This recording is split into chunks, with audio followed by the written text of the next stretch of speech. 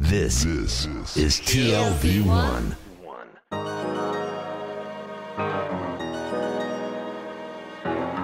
The Tel Aviv Review.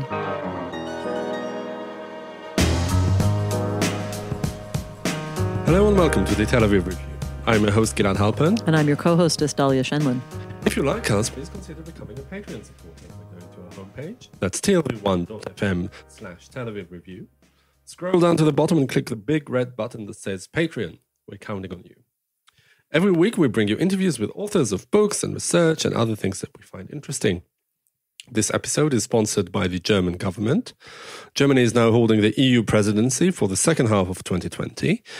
And as our listeners know, with its generous support, the Tel Aviv Review is holding a special series examining Israel, Europe, and the Middle East at large, including the history of these regions. Our guest today has literally written the book on that history, and we're very pleased to welcome Gershom Gorenberg. He's a senior correspondent at the American Prospect and a regular contributor to the Washington Post. He's also written for the Atlantic Monthly, the New York Times Magazine, and many other places. He's been a visiting professor at Columbia University's Graduate School of Journalism, and he's the author of several essential reading books on Israel.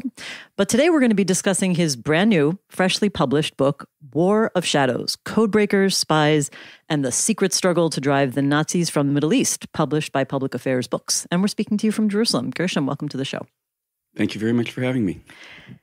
I have to say that while reading, I had the feeling of being inside a film. I was swept away by the stories, and I'm curious if that is one of the main reasons why you were drawn to this topic, because not because it looks like a movie, but just because the stories involved in all those things in the title are so fascinating and narrative and dramatic. Well, I like to tell stories. And when I look for a book topic, I look for something that on the one hand will allow me to plunge into archives and find new things, but I also look for something that has a storyline and that builds up toward a conclusion. And when I stumbled on this story, it fit the bill. What was the story you stumbled on? Well, I started from the point simply that from a conversation with a friend, I had a much stronger sense of how close the Nazis came to conquering the entire Middle East, including where we're sitting now in 1942. That was always in my back of my head as part of Middle Eastern/Israeli history. But my friend told me that his father was in the British Army and that the army wanted to evacuate his mother from Palestine because it was about to fall to the Nazis. So that's where I started. Pretty soon after I started looking into that, I discovered that the key to that near Nazi conquest of the Middle East was an espionage affair. And that espionage affair involved Germany, Italy, Britain, the United States, in an indirect way, Egypt, a bit at the side, Japan, all the players of World War II and of the Middle East were all tied together in this web of spying. And I said, okay, great, I've got to go for this. And then very quickly after that, I realized that much of the material that told this story had remained classified for 60 or 70 years. There had been things written about it, with very little detail, and much of that was based on rumors, on misconceptions that originated during and after the war, but not on the papers from the time. And I had the opportunity to find that material and give an entirely new telling of the story. Do you feel that too much credit was given to the actual fighters on the ground and, the political powers that be, and you wanted maybe to restore the reputation or raise the profile of the people who were in the shadows? Well, I never want to underestimate the role of the people who are actually fighting. I mean, as I wrote in the book, we are sitting here today in Jerusalem, and the Jews of the entire Middle East survived in part because, in large part, because people from strange other places came and fought here. and in many ways were forgotten. People came from Punjab and from New Zealand and from South Africa and from Britain and laid down their lives in the deserts of Libya and Egypt. And that's what prevented the Nazis from getting here. At the same time, there was an extremely deliberate decision by the British government at the end of World War II that the story of the spying would remain secret forever. And it, in fact, remained secret for many, many decades. And the reason for that was, there were several reasons for it, but the key reason for it was that after World War I, the Germans had this stab in the back theory, that they would have been able to win on the battlefield except for conspiratorial things that went on. And the British government said, we must never let them know that part of the reason that they were defeated was espionage, because then they might think that they can try it again. That because of the tremendous trauma of the Second World War coming only 20 years after the First World War. So everybody who worked in this, and the British were the key to this, were told, you may never talk about this. And their roles were forgotten. And it was incredibly exciting to discover these forgotten people. Exciting, and how difficult was it to unearth all these stories, this information? It was a very long detective search. I worked on it for quite a few years. I was in archives in a number of archives in Britain, in the United States, here. I had archival material also from Germany and Italy. And then in addition to that, one of the things that I discovered as I went along is that key papers weren't in the archives. The papers of one of the key figures were not in the archives. I flew out to California to where he had left his papers. Everything was there from his whole life except for the papers that mattered for this affair. Which figure was that? Can you tell us? Oh, that would be a spoiler. I thought you were going to say it would be a secret. But in the archive in California, I was able to find the name of his daughter. And on a genealogical site, I found the name of his granddaughter. And this took weeks and months, actually. And finally, I said, okay, this is probably her. And I started phoning this person, and the phone never answered, because nobody answers phones anymore. And finally, I just said, I've just got to get a hold of her. And I just called and called and called and called. And she picks up the phone, and I say, hi, I'm a historian calling from Jerusalem. I'm very interested in your grandfather. And she said, I thought you were a telemarketer. It turned out that there were manila envelopes full of the key papers sitting in her attic. She'd inherited her grandfather's house. And I ended up in Washington, D.C. with a cell phone photographing all of these documents. So some of the material, and there were other incidents like this where the way to get a hold of documents was a long detective hunt for people. Well, that image of you sitting there taking pictures of the documents with your phone brings me to one of my questions. I mean, it sounds a little bit like a spy activity to me, even though you were certainly doing it for legitimate research purposes. But some of the material, a lot of the material you cover, especially in the parts about deciphering codes, is extremely technical and complex. And I found myself thinking, you must have to be a code breaker to be able to write about this. How did you, a mathematician, or at least a mathematician, or a computer scientist, even though computers were barely in existence in World War II. But tell us, how did you wrap your mind around things that are almost incomprehensible to understand? Well, I like math, but that wasn't the real problem. The real problem was how much of it to leave out and how much of it to put in. You mean what's in there is only part of it? Oh, God. Maybe I had this one conversation.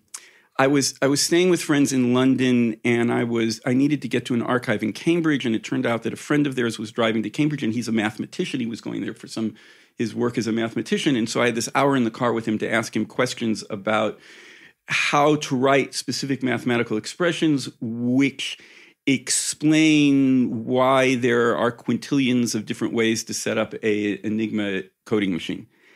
And I had a great time doing that, except that some of the mathematical expressions I put in a footnote because I wanted to understand as much as possible to write about it, and I wanted the reader to understand the basic ideas, but I did not want it to be a math textbook. And I was always looking for the right balance there, which is that you need to know just how insanely difficult it was to break these codes and why the people who invented them thought that they could never be broken, and how amazing it was that somebody else looked at it in a different way and said, oh, I can get into that. And also to me, that was relevant not just to the story of World War II, but to today, because we live in a world of encryption. And essentially what was going on in World War II with these messages being sent by radio or by telegraph cable was the foreshadowing of the world of a World Wide Web. The World Wide Web then was telegraph cables. And you had to encode things. And people came up with methods of encoding them that they were sure that nobody else would ever break. And somebody else looked at it in a different way or found the way that somebody had accidentally left an opening and broke into it.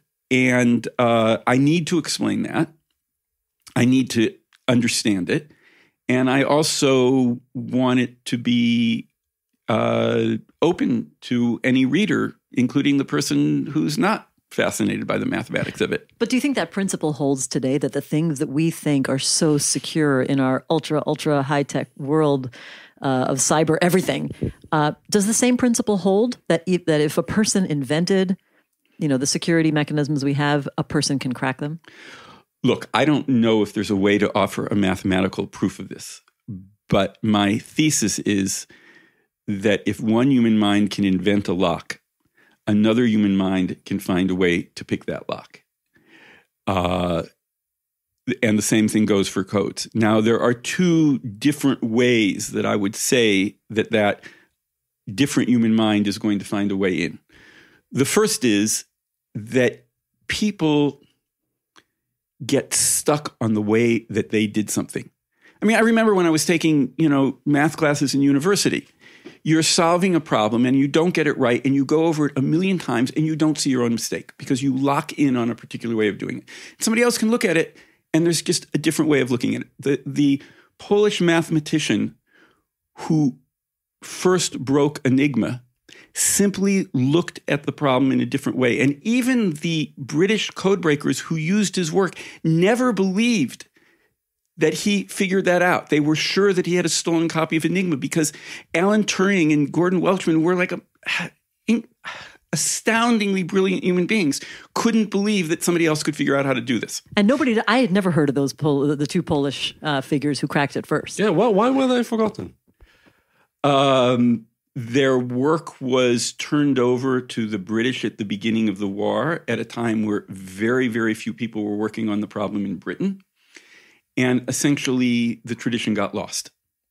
Their memories faded out from the entire story. Maybe if Alan Turing hadn't died at the beginning of the 1950s, he would have been around to tell this story when the Enigma Secret came out in the 70s and 80s.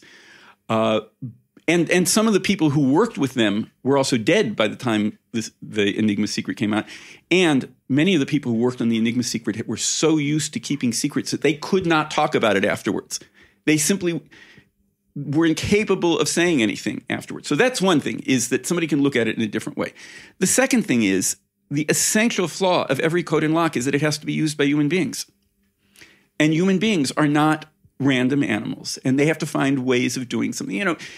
Your company gives you this incredibly complex password to use for your secret account, and it's so long that you can't remember it, and you write it on a piece of paper and leave it on your desk, and somebody else can pick up the piece of paper, right?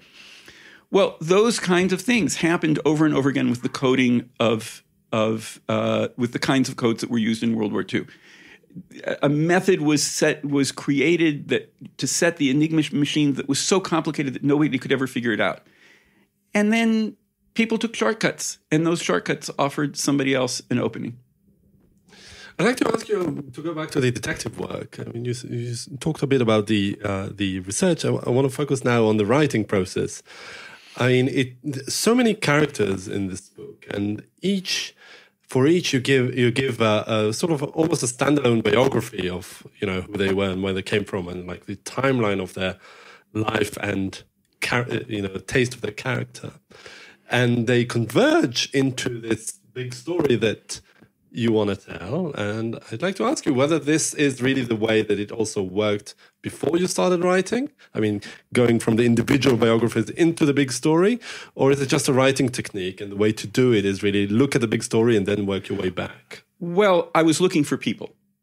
I mean, in other words, I had a general idea of the big story, and there were all sorts of questions about it. There were all sorts of things in previous accounts that didn't make sense or that were clearly wrong, clearly mistold. And so I was constantly, I spent endless amount of time comparing German and British documents and American documents and lining them up and seeing which document was actually the stolen version of the other document and things like that. But I'm a storyteller. I wanted to know about people. So I was also looking for the people. And sometimes I would discover a new person. And it was, I'm sitting in this archive in Britain and everybody's very quiet and very proper. And suddenly I discovered that there's this woman who was a key to the story. Oh, and this was also fantastic. She was referred to in most of the documents as Miss Story. And of course, I'm a Hebrew speaker, so Miss Story is Miss Story, which means mysterious. And she was mysterious. The only thing I had were documents that she'd written. I knew nothing about her life. So who is the mysterious Miss Story? And I went looking for her. And there was no, as I said, except for her own work, which was technical work, there was nothing about her in the archives. So, and she had a fairly common name. Eventually, I managed to find British records that led me into genealogical records, and that still didn't give me very much. But the records in the archive showed that she'd continued to work for British intelligence after the war, and I knew where their headquarters had moved. GCHQ, Government Communications Headquarters, had moved to this town in Britain after the war. And so I contacted the local historical society. And I said, can you run an ad that anybody who knew Margaret Story, I want to talk to them. And a couple of people contacted me out of that ad. And the nice volunteer at the Historical Society found me her will.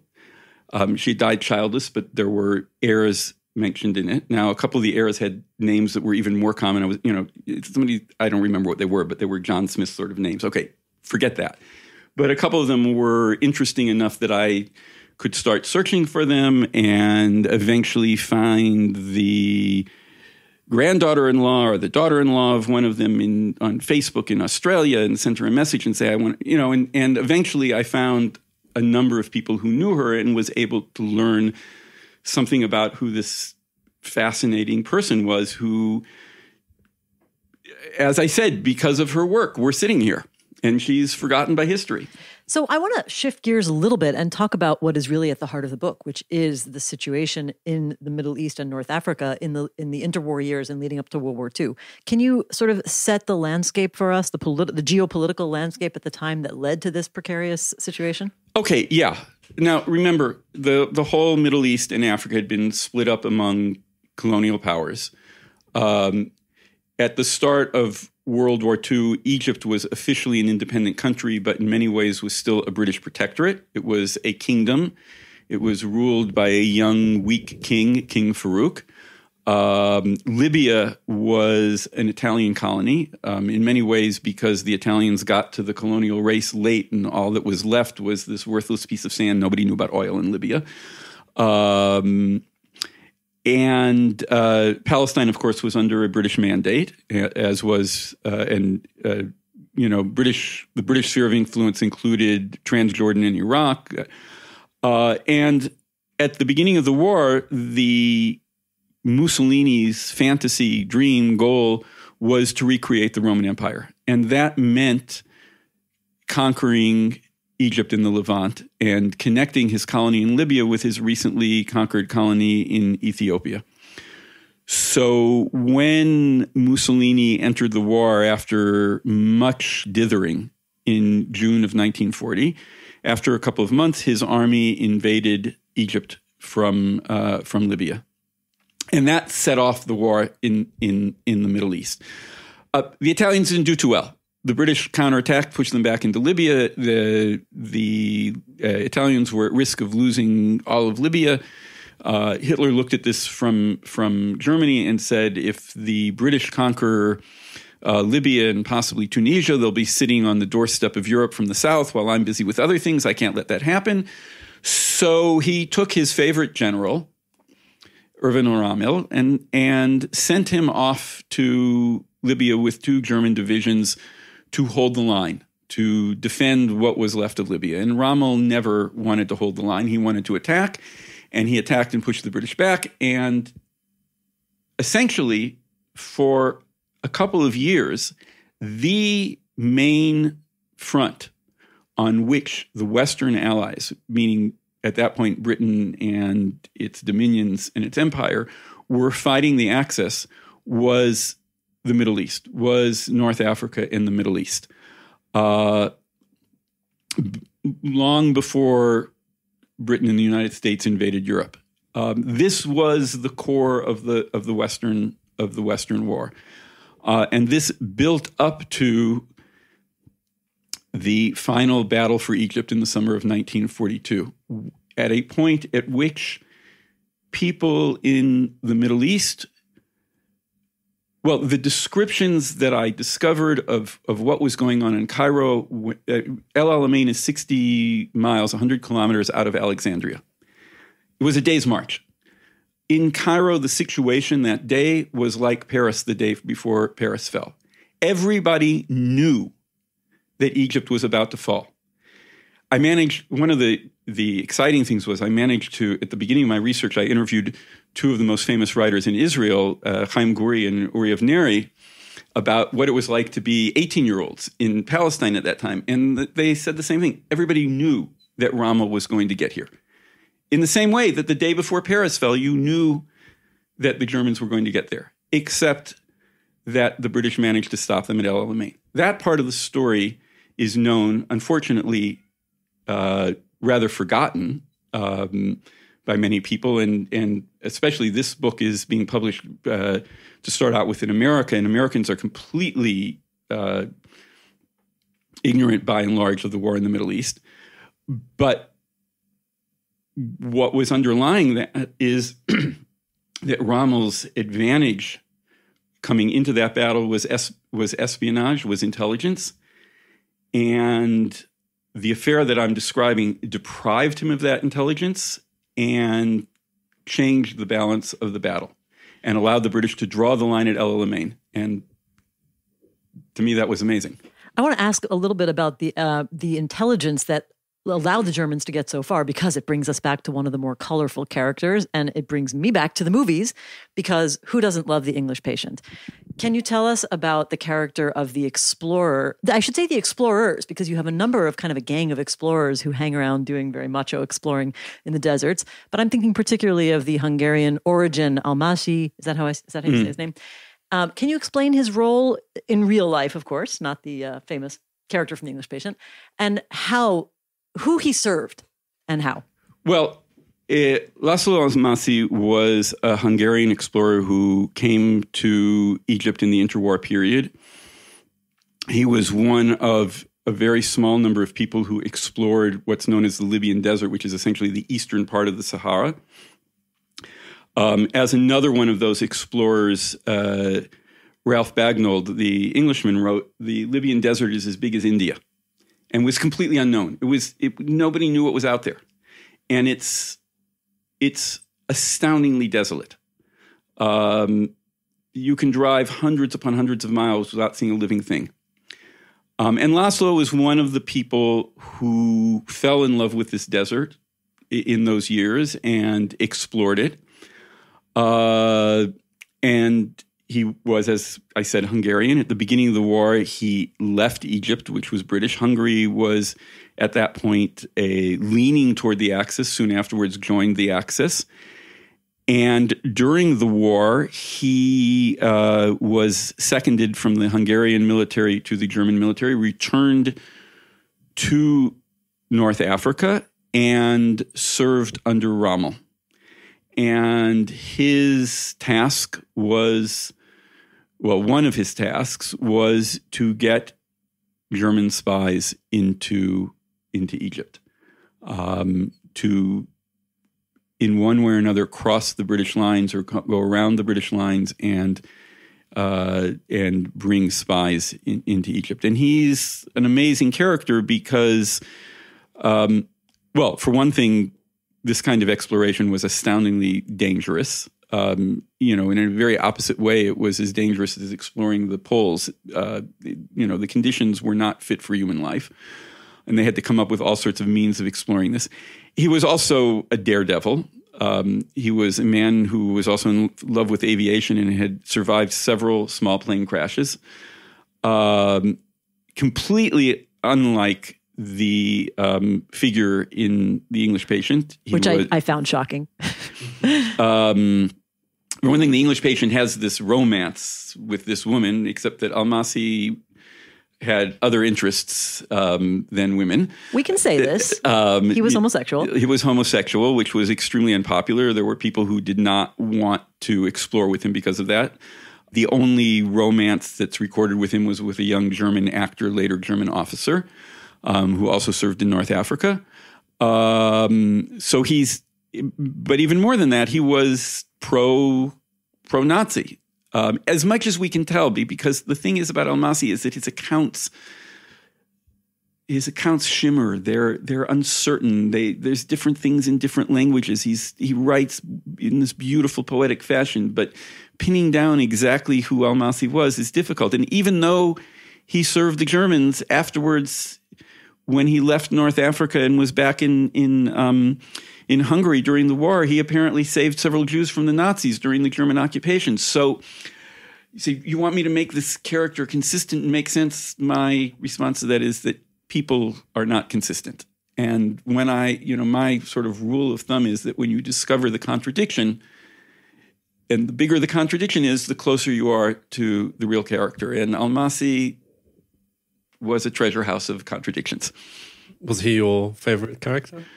Oh, no. I mean, there were other ones. I mean, first of all, without giving too many spoilers. I was in love with the with the Codebreakers. I am fascinated with the story of Margaret Story because, anybody who's got the last name of Story is going to grab me.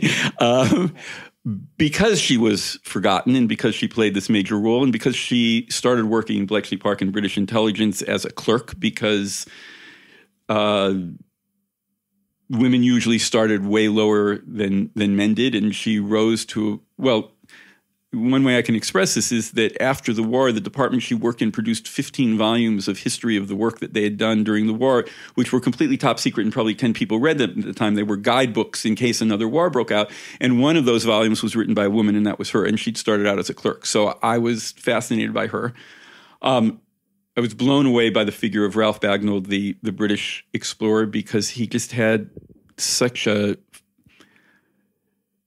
boyish, fun attitude toward the issue of exploring. And I'll tell you a story about the difference between the two of them. They both were part of this small group who wanted to find this mythical spring in the desert. And Almasi argued that he'd found it. And Bagnold said, it will never be found. And that's what's so great about it. And that's just, that describes their personality. Bagnold was happy with the idea that you would search forever and not get there. There is now an area of Mars that is named after Bagnold because besides his exploratory work, he wrote a book called The Physics of Blown Sand, which is still used to describe how wind carries sand and moves sand. And his book was used to understand things going on Mars, and there's the Bagnold, I think, dune fields or sand fields or something like that on Mars. So I think his spring is now on Mars until we get to Mars, at which point it will move someplace else. I noticed that by doing a history of a war through the eyes of the intelligence and espionage and code-breaking community, it offers a different perspective on war. And that in that way, I think that you have more of a role for women characters because it's not about just the physical fighters. Do you think that do you agree with that? Oh, certainly. I mean, because at that time, women were not in combat, but women were involved in espionage. There was a woman who was very involved in breaking the Japanese code that was broken by the Americans and gotten a university position, apparently, because she was a woman. I ended up in the civil service and working in this code breaking project and helped break that code. There were women working at Bletchley Park at the British code breaking establishment. There were women working as the code officers in North Africa, the people who decoded the messages coming in from the field and coded the messages going out into the field. And that creates a different perspective on what the war is. And I think a perspective that gets missed in these stories. Again, without taking anything away from the role of people who went through the horror of actually being in the battles. But there's a bigger story there. As you said, you are yourself a storyteller and you love telling stories. And I was wondering, how did you bring these characters to life? You spoke just a minute ago about Ralph Bagnold and his quirks and antics. And quite often throughout the book, you describe things that your characters see or perhaps that they feel and think. I'm assuming without any hard proof, as some sort of archival document to corroborate that. And I'm wondering, to what extent, or maybe you can share with us your philosophy on, taking a poetic license when writing essentially a nonfiction story. Well, I try not to I do not take poetic license. I look for material that creates the people, but I look for material that creates the people. In other words, historians look for source material. When I look for source material, I'm looking not just for technically what happened in a battle or how a code was broken, but who are the people who did it and what conversations they had, because conversations tell you things. I look at photographs. With Bagnold, one of the things that I discovered was that there were these very serious photographs of him clean-shaven, looking serious, not in the desert. And then there's photographs of him in the desert, and he's got a beard because they didn't have enough water with him to shave.